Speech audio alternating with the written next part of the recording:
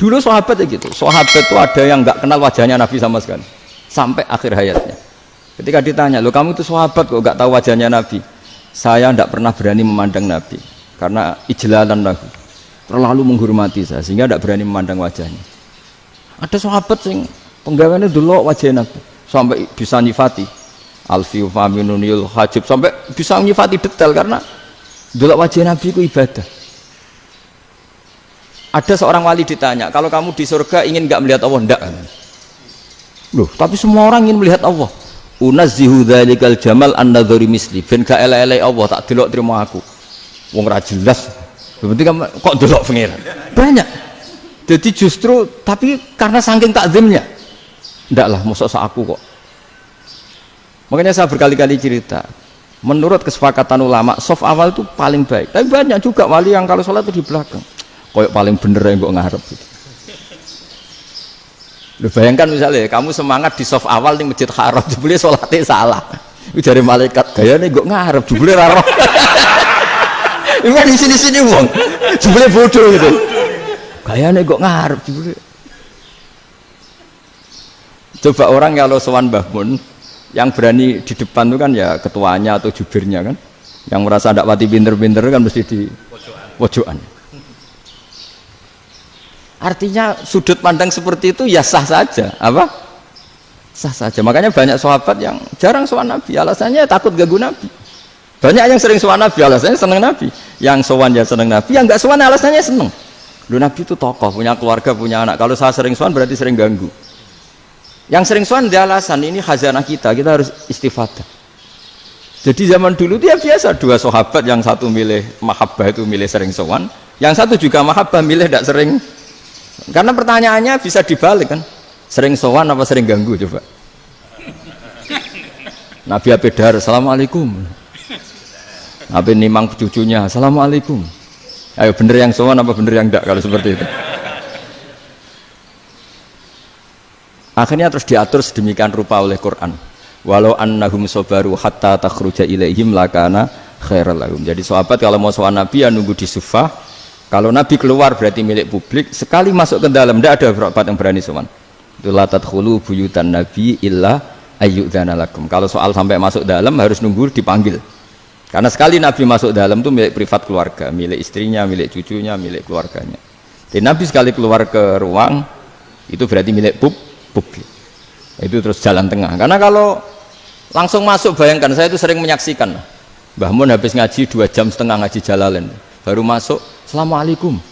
Padahal yai mungkin mau ke kamar mandi, mau ini itu.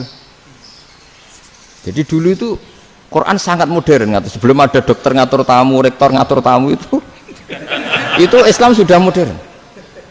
Dia kan gak fair kan?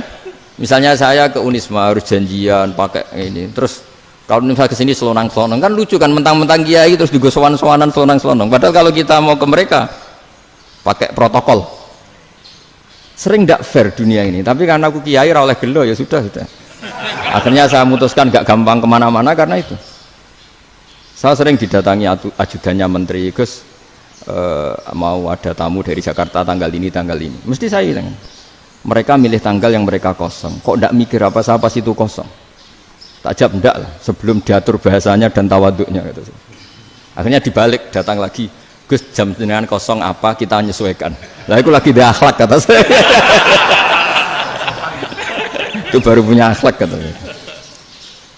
Bukan masalah ini, bukan masalah gengsi ya. Saya sendiri itu dolan ke alumni itu jarang karena ya takut. Kiai kan yo nganggur, jam 09.00 nganggur, jam 10 nganggur. Bisa saja alumni itu kerja di pabrik, bisa saja yang latihan ekonomi di pasar. Sehingga kalau saya datang jam 9, iki kiai sing nilai santri ini, apa kiai sing ganggu santri. Nah karena orang ini melakukan rutin gak kok berpikir, pokoknya ngono jenenge silaturahim. Mau nyerah kok berpikir, padahal kalau diangen-angen ini kiai yang nilai santri ini, apa kiai yang ganggu santri ini karena datang di jam kerja. Nah, bayangkan kalau kebenaran dulu itu dikawal oleh satu peradaban perang. Jadi Nabi sesuai diangen-angen Pak Nabi. Perang Badar menang Nabi, perang Uhud menang wong kafir, perang ini gonta-ganti.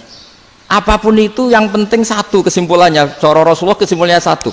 Orang tidak kober mikir kebenaran secara mengendapkan pikiran dengan pikiran jernih. Maka hebatnya Nabi ketika perjanjian, pokoknya saya minta nggak ada perang. Dan orang boleh mendiskusikan Islam. Itu luar biasa idenya Nabi. Karena bawaan perang itu orang kan nggak kok bermikir. Ibarat seorang misalnya senang satu perempuan, ketemu rivalnya langsung perang kan nggak mikir. Tapi kalau kau bermikir, dia ngenangen cawe wedok iku ora seneng aku. Untungnya apa untuk wong ayu ora seneng, malah mau loro hati. Terus sudahlah, buruan dialihkan kemana kan gitu.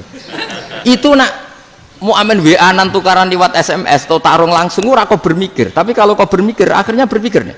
Perempuan tadi sebenarnya yang disenangi siapa? Oke, ternyata senang Pak Erick. Sudah kita ngalah. Karena tidak ada nikmatnya kan menikahi perempuan yang sama sekali tidak mencintai kita. Tapi kalau nak kau berpikir pokoknya diprovokasi, wah kue kalah mbak A, kue kalah mbak B, pikirannya kan ojo sampai kalah. Bareng wis menang ternyata ada emas. Nah bayangkan Islam itu seperti itu dulu, dipertarungkan. Doang Islam itu dinu aklin, agama yang diterima dengan akal sehat. Tapi sekarang ukurannya perang, yang menang berarti benar, yang menang benar, kan terus jadi repot. Itu Nabi tidak ingin, makanya Nabi ingin sudahlah, nggak ada perang. Nah, makanya kata Imam Zuhri, fathul Islam terbaik adalah orang boleh diskusi tentang Islam dan tidak ada perang. Lagi-lagi penting, tidak perang itu penting, silmun itu penting, perdamaian itu.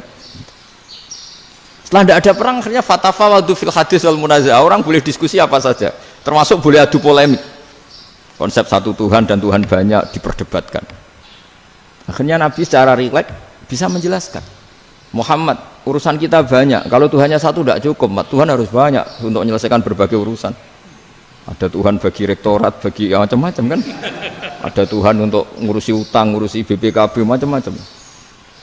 Terus kata Rasulullah, enak saja Nabi jawabnya.